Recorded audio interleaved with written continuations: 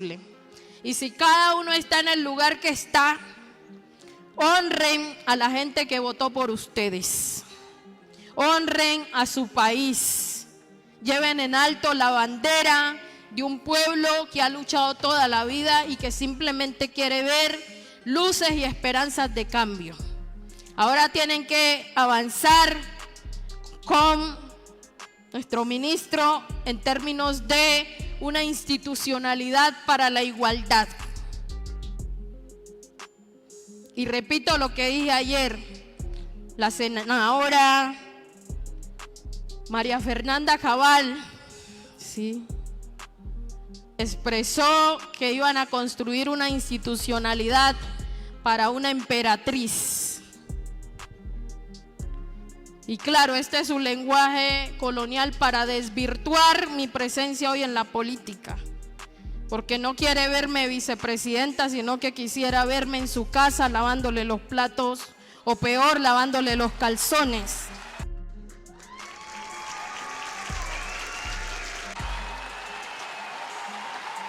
Y lo siento mucho por ella, lo siento mucho por ella, porque las mujeres negras, las mujeres indígenas, las mujeres campesinas de este país nos hemos preparado para gobernar Colombia.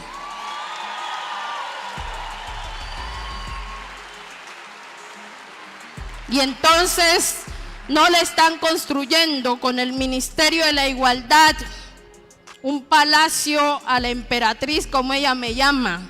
Le están construyendo una institucionalidad que se ocupe de uno de los problemas más estructurales de este país, que nos ha llevado a la violencia absurda que nunca debió ser, que nos ha llevado a bañar de sangre nuestros territorios, y es el tema de la desigualdad e inequidad que vive nuestra sociedad. Esta institucionalidad se apresta para evitar que los niños y niñas sigan muriendo de hambre en este país. Esta institucionalidad se apresta para que regiones como el Pacífico colombiano, Valle, Cauca, Chocó, Nariño, dejen de seguir teniendo los índices de necesidades básicas más insatisfechas de nuestra nación. Esta institucionalidad se apresta para que a los negros y a los indígenas no los traten con desprecio, para que les reconozcan y les respeten en sus derechos y en sus dignidades. Esta institucionalidad se apresta para que las mujeres nunca más vuelvan a ser violadas en este país, nunca más vuelvan a ser asesinadas, para que las niñas no tengan que ser reclutadas por actores armados. Así que esta es una institucionalidad, como lo dije, no para Francia Márquez, sino para los millones de colombianos y colombianas que sienten que nunca el Estado les protegió, que nunca hubo un Estado que les atendía, que nunca hubo un Estado dispuesto a garantizar sus derechos. Esa es la institucionalidad, como yo decía, para los nadies y las nadies de este país, a quienes no se les ha respetado en su dignidad, a quienes su condición humana y su dignidad todos los días se le ha ido expropiando. Así que, señores, senadores y representantes, la tarea no es fácil, pero tampoco es imposible. Y el pueblo colombiano se merece una institucionalidad que se preocupe por la inequidad y la desigualdad de nuestra nación. Vamos juntos entonces por el cambio, mi gente. Vamos, mi Cauca, por la paz, vamos por la justicia social, vamos por la dignidad humana. Vamos a hacer del Cauca una potencia mundial de la vida, porque nos merecemos vivir sabroso, carajo. Muchas gracias. Una grandísima respuesta de Francia Márquez a María Fernanda Cabal. La estábamos esperando y era la respuesta justa, así tenía que ser. Y esto se tiene que visibilizar porque no puede seguir ese ataque rastrero, ese ataque racista que siempre recibe Francia Márquez, siendo la vicepresidenta de Colombia. Aún continúan esos ataques. Rescatamos esa respuesta que se dio en los diálogos vinculantes Norte del Cauca, tú tienes la palabra, pero también destacamos las palabras de Francia en ese discurso donde habla de la mujer, habla que la mujer tiene que empoderarse, la mujer colombiana está preparada para eso, para gobernar, para muchísimas cosas, y esas mujeres son las que necesitamos en Colombia, mujeres del cambio, mujeres guerreras, mujeres luchadoras, mujeres echadas para adelante, y ojalá surjan muchísimas más Francias. Destaco también que Francia Márquez estuvo aquí en España y quiero comentarles una cosa, a lo largo de estos días he visto unos comentarios muy buenos alrededor de Francia. A Francia aquí en España la quieren, como la queremos también muchísimos de los colombianos, porque somos más lo que la queremos. Vamos a ver una entrevista que le concedió al diario El País, a la directora del diario El País, Pepa Bueno, en Madrid, España. Esta semana Francia estuvo en un viaje relámpago aquí en España. Vamos a verla porque no tiene desperdicio, la verdad, la entrevista. Rescato una palabra que dice, siempre tengo que estar diciéndole a los funcionarios, soy la vicepresidenta de Colombia, respeten. Vamos a verla. Y muchas gracias por querer acompañarnos en este aperitivo, en este prolegómeno del foro que mañana Harmon y El País organizan aquí también, el foro Tendencias. Es un placer para nosotros contar con todos ustedes aquí y es un placer, un honor, y estamos muy agradecidos a la vicepresidenta de la República de Colombia, Francia Márquez, por hacer el esfuerzo de cruzar el charco, ese charco tan enorme, para estar con nosotros en este foro. Muchas gracias y bienvenida, vicepresidenta. Bueno, muchas gracias a usted, Pepa, y al grupo Prisa por invitarme a este importante espacio de diálogo sobre los desafíos y todo lo que significa hoy mi presencia en la política colombiana. Abogada, activista, lideresa social, con una biografía jalonada de muchas luchas. Casi desde que nació me contaba que su madre la parió sola y que nada más nacer tuvo una enfermedad, así que lucha por vivir, lucha por estudiar, lucha por mantener a su familia, lucha muy temprana, muy adolescente, por proteger a su tierra, a su río de la degradación ambiental. Tiene un premio, el premio Goldman, que es el equivalente al Nobel Medioambiental. Lucha por defenderse de la guerra, del conflicto armado sangriento que ha padecido su país, un conflicto que la desplazó. Y ahora la primera mujer afrocolombiana que se coloca en el segundo puesto en el gobierno de la República, vicepresidenta del primer gobierno de izquierdas de la historia de Colombia. Muchas primeras veces, vicepresidenta, muchas primeras veces, ¿no? ¿Cómo se ve la película desde el otro lado? ¿Cómo se ve el poder cuando se cruza desde el activismo hasta el gobierno? Bueno, primero es que no quisiera ser la primera, ¿no? Primera afrodescendiente. Ojalá pudiéramos pasar esa página de ser las primeras como mujeres, y lo digo no solo para Colombia, sino a nivel global. Bueno, hoy no se puede negar que nuestra presencia como mujeres en la política a nivel global estamos rompiendo barreras, rompiendo espacios, abriendo espacios que antes estaban, digamos, muy colocados, y perdonen los hombres, pero para los hombres. Hoy yo creo que nuestra presencia en la política coloca nuevas discusiones, nuevas narrativas, nuevas formas de cómo hacer la política. Y bueno, el poder creo que siempre ha estado ahí, el poder de transformar realidades. Y empecé desde los 13 años, acompañando a mi comunidad que estaba luchando por no dejar desviar un río. El río que para nosotros, como lo dice una señora mayor de mi comunidad, ha sido padre y madre. Y entonces la metáfora que nos colocaban para asumir la defensa de nuestro río es: uno no mata al papá y a la mamá, no cuida a su papá y a su mamá, la defiende, la cuida y la respeta. Y entonces esa metáfora nos ha servido, le ha servido a toda mi comunidad, toda la juventud de mi comunidad siempre está en función de cuidar su río. Y bueno, eso es el poder de las rebeldías también, sí. porque tengo que decirlo, esto no se hace sino es con coraje y con rebeldía que se pone sobre la mesa para poder enfrentar muchos desafíos. Y pues vengo de una familia humilde.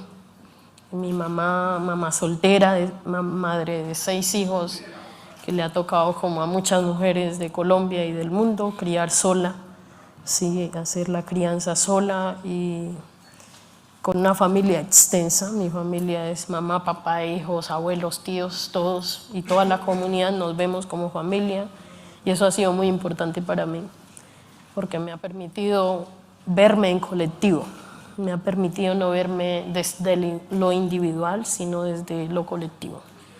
Entonces la filosofía Ubuntu, soy porque somos, que es esa filosofía africana que nos dice que yo soy si ustedes son, que nosotros somos si la naturaleza es, ha sido un camino que ha orientado mi vida, la vida de la comunidad, en un país como el nuestro, donde pues todos los días se asesinan líderes sociales, donde todos los días se expone. Yo le decía hace un rato que pues yo he vivido toda la vida luchando.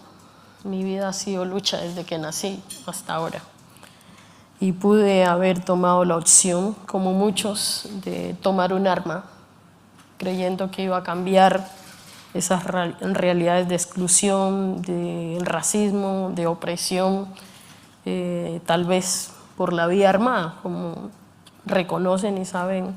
Todavía estamos lidiando con un conflicto armado que ha costado muchas pérdidas, que nos ha costado muchos dolores a toda la sociedad colombiana, y que necesitamos avanzar y transformar. Entonces hubiera podido estar de ese lado, y no estoy cuestionando a los que lo hicieron, tendrían razones, pero yo tomé la opción de usar mi voz junto a la voz colectiva de mi comunidad para hacernos escuchar, y es lo que me ha permitido llegar hasta aquí. Su llegada al gobierno de Colombia estuvo rodeada de mucha emoción, ¿no? Porque efectivamente, como señalaba a propósito de su biografía, era dar visibilidad, llegar, representar a los nadie, ¿no? Del querido Eduardo Galeano, a toda esta inmensa población históricamente abandonada, históricamente marginada y discriminada. ¿Siente esa presión, Francia Márquez? ¿Siente la presión ahora que está en el gobierno de estar a la altura de la esperanza de tantas personas, seguramente en Colombia? Bueno, primero es que para llegar aquí tuve que pasar por muchas violencias políticas, ¿sí? Porque, pues, ¿qué va una mujer negra a ser vicepresidenta de un país como Colombia? Entonces, convencer a la gente de que sí se podía, incluyendo a mi propio pueblo, a la población afrodescendiente, es casi que una utopía. ¿Sí? Los primeros mensajes cuando empecé a decir que quería ser presidenta es que si me volví loca, que de dónde saqué eso, que cuál es el abolengo mío, porque pues todos saben que la historia política de Colombia es que son familias que han heredado el poder político, y entonces yo no soy nadie, así me ven como una nadie. Y no es que me considere así, pero así nos han tratado, como personas que no nos merecemos vivir con derechos, como personas que no tenemos capacidad. Y me decían eso: usted no tiene capacidad, ¿usted quién es?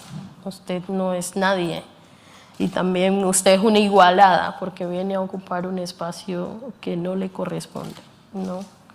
Es decir, yo sentía que el Estado era propiedad de quienes los han ocupado toda la vida. Y pues hoy hemos roto eso, y hemos colocado en evidencia. ¿Siente la presión de estar a la altura de tanta esperanza? Por supuesto que sí, y por eso todos los días, junto al presidente Gustavo Petro, trabajando todos los días por cumplir las promesas, ¿sí? de campaña. Una de las promesas es la creación del Ministerio de la Igualdad, y no solo la igualdad de género entre hombres y mujeres, sino la igualdad en términos de justicia económica, la igualdad política, la igualdad socioeconómica, la igualdad racial, ¿sí? Somos una población mayoritariamente importante en términos de afrodescendientes e indígenas, y son los que viven con las condiciones de necesidades básicas más insatisfechas, así que siento la presión todos los días de los jóvenes diciéndome: nosotros votamos por usted y votamos por un cambio, así que queremos que se comprometan con el cambio. Siento la presión de los niños y niñas todos los días que me los encuentro, me abrazan y lloran y me dicen: gracias por atreverse, pero queremos educación, queremos salud. La presión de las mamás, de las mujeres en mi país diciendo: queremos derechos para decidir sobre nuestros cuerpos, derechos para tomar decisiones en términos de la maternidad y derechos consentidos, que no sea una maternidad como me tocó a mí a los 16 años, pero después me decía la sociedad que yo era la buscona, yo me había buscado, yo era la que había abierto las piernas para que me embarazaran, pero al hombre nadie lo sobre las mujeres, ¿no? Al hombre nadie lo cuestionó, ¿no? de haberme embarazado y haber huido porque no asumió su paternidad. Entonces tengo todas las presiones porque vengo y represento a esta sociedad. Le decía a la vicepresidenta antes de empezar que cuando lleven 2 años en el gobierno haremos una entrevista sobre políticas, de rendición de cuentas. Hoy queremos saber, ¿no?, con qué ideas llegan al gobierno. Están prácticamente recién llegados. En el mes de septiembre, que estuve en Chile y que tuve ocasión de entrevistar al presidente Boric, le hacía la misma pregunta que le voy a formular, vicepresidenta. Viniendo del activismo, viniendo del liderazgo social, de la calle, con toda esa presión retumbando en su cabeza, la política institucional en las sociedades democráticas tiene límites.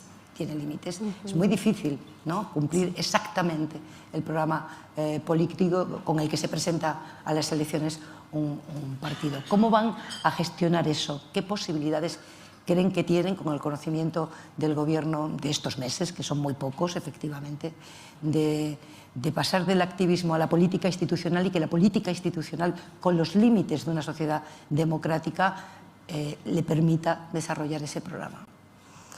Bueno, primero decir aquí, sin ningún temor, que esto es un desafío, porque no crecí siendo política. Mi liderazgo social me arrojó a asumir la política como una forma de salvaguardar vidas, de proteger a la gente y de seguir levantando la voz. Y por supuesto hemos llegado y hemos encontrado una institucionalidad que no está hecha para el cambio, está hecha para que todo siga igual. Y ahí entonces hemos estado tomando decisiones de cambios estructurales que pasan por reformas, ¿sí?, estructurales. Una de esas es la reforma económica, en términos de la reforma tributaria que acaba de aprobarse en el Congreso, que ha sido muy importante para poder entonces poner énfasis en la inversión social. Queremos atender el campo colombiano porque ha estado olvidado, y por eso la coca y el narcotráfico se apoderaron de nuestros territorios. Los campesinos, indígenas y afrodescendientes no siembran coca porque sea bueno, siembran porque no han tenido otras opciones. Y entonces recuperar el campo colombiano nos implica toda una reestructuración de infraestructura vial, vías terciarias, conectividad. En mi caso, el presidente me entregó unas funciones y tengo la responsabilidad de impulsar la política de la igualdad, ¿no? Pero igualdad entendida como la explicaba, vicepresidenta, sí, no un ministerio de igualdad entendido por la igualdad de género solo, ¿no? Igualdad racial, igualdad de género, igualdad socioeconómica, pero eso llena de un contenido muy amplio y muy transversal. Su vicepresidencia. Encargados sectores poblacionales, entonces las mujeres, por supuesto, la igualdad para las mujeres, para los pueblos étnicos, indígenas, afrodescendientes, raizales, palenqueros y ron. La igualdad para las poblaciones con discapacidad y la igualdad para las poblaciones LGBTIQ+, pero la igualdad territorial. Sabemos que hay un desbalance regional en términos económicos, en términos sociales. En nuestro país no es lo mismo hacer políticas públicas para Bogotá a hacer políticas públicas para la región del Pacífico, donde en Bogotá el problema del agua potable ya está resuelto, pero en el Pacífico todavía sigue siendo una utopía que las comunidades tengan acceso a agua potable, saneamiento básico. Entonces, mi responsabilidad es empujar la política hacia allá, hacia esos territorios históricamente excluidos y marginados, y ahí vamos caminando, haciendo toda la adecuación institucional, todo el alistamiento, presentando las reformas al Congreso.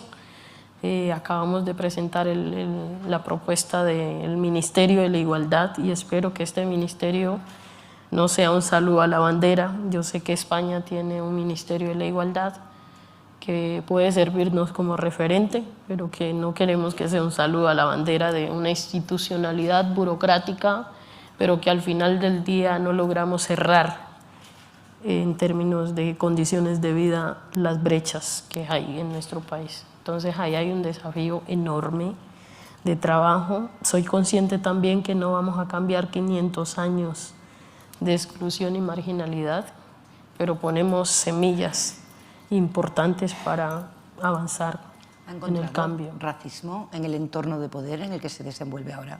Claro que sí, sin dudas. Por ejemplo, ahora que soy vicepresidenta, no tendría que estar diciéndole a los funcionarios públicos, incluyendo en nuestro propio gobierno, respéteme, soy la vicepresidenta. ¿Y tiene que decirlo? Si eso fuera un hombre, si fuera un hombre mestizo o blanco, no tendría que decirlo. Ese respeto está intrínseco. A mí me toca decirlo todo el tiempo y es desgastante, porque no soy una mujer que anda con vanidades de ahora soy la vicepresidenta, ni me interesa eso, pero tengo que estar diciendo soy la vicepresidenta, y más, no solo por mi condición de mujer, sino por mi condición de mujer afrodescendiente, y eso son evidencias de racismo. Pero también he encontrado pues las expresiones de racismo, de compararme con animales, con simios de algunas personas de la ultraderecha, artistas, comparándome con simio, es decir, un pensamiento colonial que se puso hace muchos años de deshumanizar, expropiar la condición humana de las personas afrodescendientes e indígenas para someterlas a un proceso de esclavitud. Hoy todavía esa narrativa sigue estando sobre la mesa, porque yo soy un ser humano, no soy un animal. Sin embargo, pues cuando ejerzo este papel, irrumpo en la política hegemónica de nuestro país, pues vuelve a surgir esa narrativa. Para mí, yo creo que es importante que eso se ponga en evidencia, porque entonces tenemos un gran desafío de trabajo como sociedad en términos de educación y en términos de prácticas y acciones antirracistas que deconstruyan esas situaciones.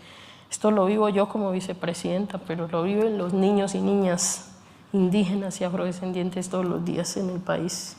Y entonces crecen con muchos estereotipos raciales, como una carga enorme que por supuesto se tiene que tener el color de piel que tenemos para poder entender lo que el racismo daña, lastima, hiere a las personas. Más allá de la visibilidad que le da su presencia en el gobierno a esa realidad y que lo cuente con esta franqueza y esta naturalidad, ¿tienen planes específicos para afrontar ese racismo? Claro que sí. Yo quisiera aprovechar aquí para invitar al gobierno de España, para invitar a Europa, para invitar a todos los países que tuvieron algo que ver con la esclavitud y la colonización, a que juntos ahora construyamos una agenda política de reparaciones históricas que implique deconstruir esas barreras del racismo que aunque hayan pasado años de libertad física, todavía esas poblaciones siguen siendo en todos los países los más marginados, los más excluidos, los que menos garantía de derechos tienen, los que tienen más impedimentos para acceder, por ejemplo, a la educación. Yo creo que trabajar en esto en términos de sanar el ser, pero en términos de abrir oportunidades es parte de una política y avanzada que ahora tenemos que hacer. reconociendo también, y articulo esto a la situación del cambio climático. Yo soy muy consciente que el cambio climático ha llegado donde está, usando estas violencias raciales y de género como formas de imponer un modelo económico, subordinando a seres humanos, sometiendo a seres humanos. Y hoy no solo estas personas llevan el peso de la colonización o el patriarcado, esas violencias, sino que además muchas de esas personas también hoy siguen sufriendo, viven en medio del cambio climático por sus condiciones socioeconómicas de empobrecimiento, están sufriendo los efectos del cambio climático. Eso es el continente africano que está sufriendo, eso es América Latina, eso es el Caribe, ¿sí?, que está sufriendo los efectos. Y si miramos, son las mismas personas que vienen sufriendo en esa larga historia sistemática y estructural. Y ahí yo quisiera trabajar con España, que por supuesto aquí está la vicepresidenta, mi colega, ¿sí?, mi homóloga, y yo creo que juntos podemos hacer del mundo un mundo más justo, un mundo más equitativo. El programa Paz Total, programa de gobierno en el que está embarcado el gobierno Petro, ¿será esta vez verdad? ¿Se podrá ejecutar de verdad? ¿Veremos a Colombia libre de esa batalla, de esa guerra sangrienta que ha dejado, como decía la vicepresidenta, tanto dolor, tanta pérdida, tanto sufrimiento a lo largo de la historia? Bueno, yo he sido víctima del conflicto armado. Me han intentado asesinar en mi activismo de líder social varias veces y escapé a eso. Muchos líderes sociales no han escapado y soy consciente hoy que todavía hay muchos líderes perdiendo la vida. Nuestra presencia aún no logra parar la muerte. Nuestra presencia hoy todavía no logramos detener la crisis humanitaria que viven las comunidades, el desplazamiento forzado, no lo logramos detener todavía. Así que, por supuesto, ¿qué más nos queda si no es la esperanza de un cambio para la paz total? Yo conozco la guerra por dentro, lo he visto rugir en mi territorio. El Cauca, que es mi departamento, y el Pacífico colombiano, hemos vivido la guerra. Sabemos lo que significan los bombardeos. Como mamá sabemos lo que significa que nuestros hijos se expongan al reclutamiento forzado. Sabemos como líderes sociales lo que significa levantar la voz. Entonces conozco por dentro el rugir de la guerra en nuestro país y por eso no tenemos otra opción que apostarle a la paz total, que por un lado implica el silenciamiento de los fusiles, avanzar en la implementación decidida de los acuerdos ya firmados entre las FARC y el Estado colombiano, y no hay en nuestro gobierno una apuesta negativa en querer decir no vamos a implementar esos acuerdos. Son fundamentales y ahí yo tengo la responsabilidad del capítulo étnico para la paz, que hace parte del acuerdo integral de La Habana. Pero con toda la disposición y reconociendo que hay otros actores armados como el ELN, bandas criminales, el narcotráfico, que sigue siendo la gasolina que hace que nuestro país arda en violencia, en conflicto armado, pues nos toca trabajar y por eso hemos planteado, por ejemplo, en términos del narcotráfico, una nueva política de drogas que de verdad nos lleve a resolver este problema. En nuestro país eso ha servido para perseguir a los campesinos, a los indígenas, a los más pobres. Son las mujeres las que están encarceladas por tema de trata de drogas, pero y mujeres empobrecidas. Un cambio de política tiene que primero no penalizar al campesinado, pero sí afectar a las empresas traficantes, porque son empresas, muchas que han estado en la institucionalidad o con el aval de la institucionalidad colombiana, y una realidad que no la podemos negar, pero enfrentar eso implica asumir, enfrentar la corrupción también. la corrupción en la institucionalidad que ha permeado, que ha sido permeada por el tráfico de drogas y que ha sostenido la guerra en nuestro país. Pero por otro lado, por supuesto, el desmonte de estas estructuras criminales que nosotros ya se ha aprobado una ley en el Congreso, la ley de la paz total se llama, para hacer el camino y poder hacer toda la adecuación jurídica e institucional para el sometimiento jurídico o la negociación para el caso del ELN de un proceso de paz. Esperamos que ustedes vienen acompañando, el gobierno de España viene acompañando este nuevo esfuerzo por la paz. Nos parece súper importante, pero es una decisión que tiene que tomar nuestra sociedad sobre todo. A propósito, ustedes han conseguido una especie de coalición legislativa que incluya partidos tradicionales y de la derecha conservadora, de la derecha moderada. Aparte de que les permitan aprobar, por ejemplo, la reforma tributaria y otras leyes que puedan llevar, ¿cree que puede tener un efecto sanador sobre una sociedad muy dividida, como vimos en campaña a la sociedad colombiana? Sí, claro que sí. Yo creo profundamente en la construcción en medio de la diferencia. Sí, yo creo que la diferencia por muchos años fue en nuestro país una razón para matarnos, violentarnos, exterminar al otro. Yo creo en la posibilidad de construir desde la diferencia, poniendo en el centro la vida, poniendo en el centro la dignidad, colocando en el centro la necesidad de una Colombia en paz.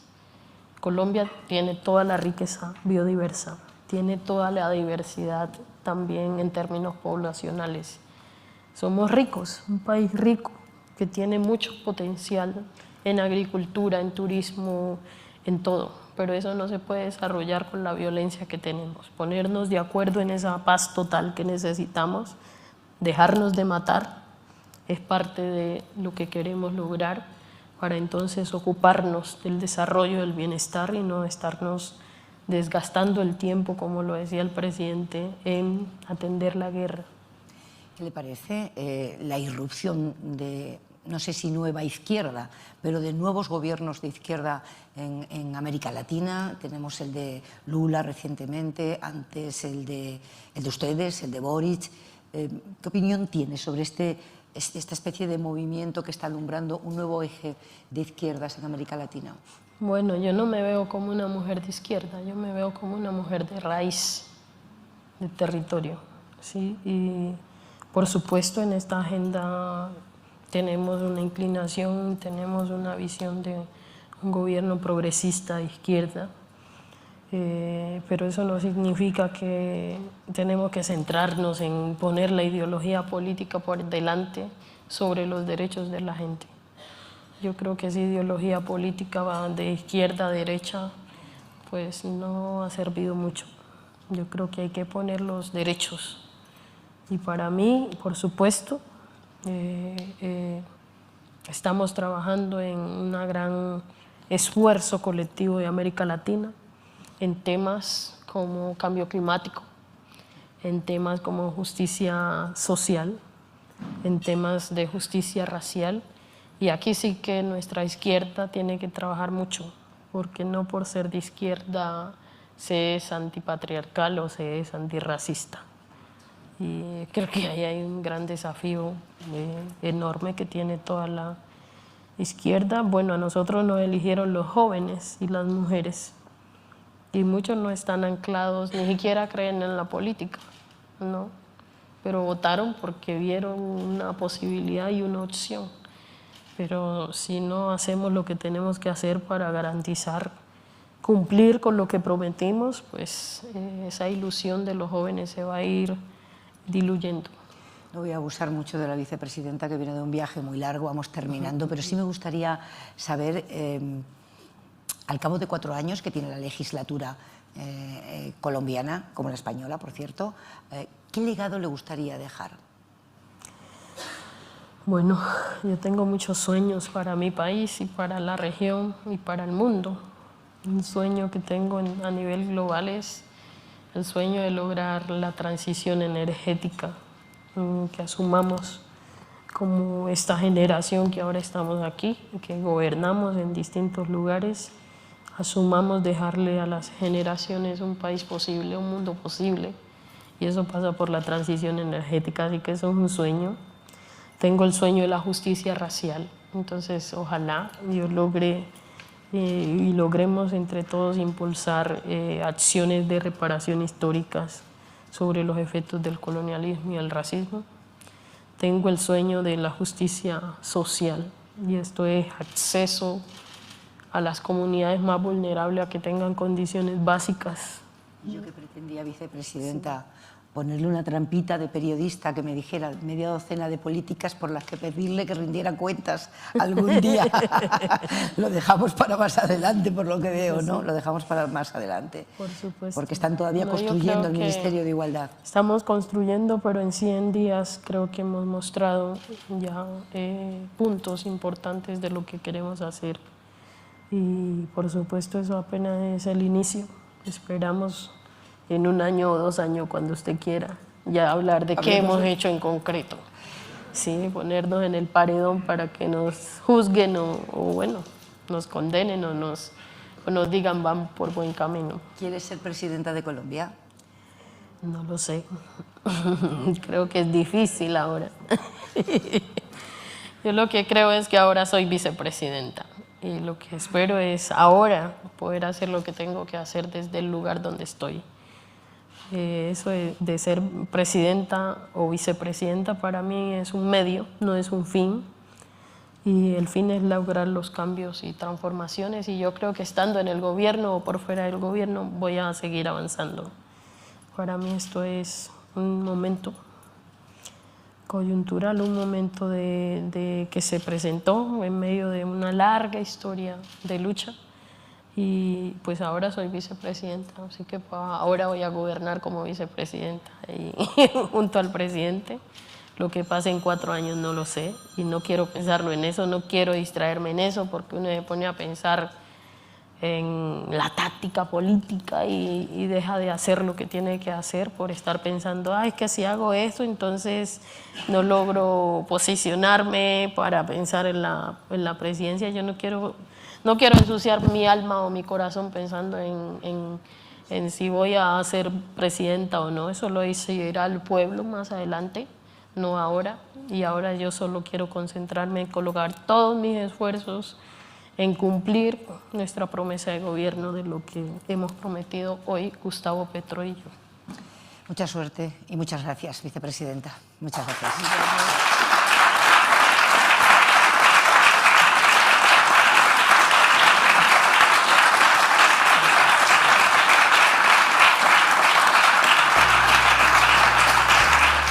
¿Será que Francia se va a lanzar a la presidencia de Colombia en el 2026?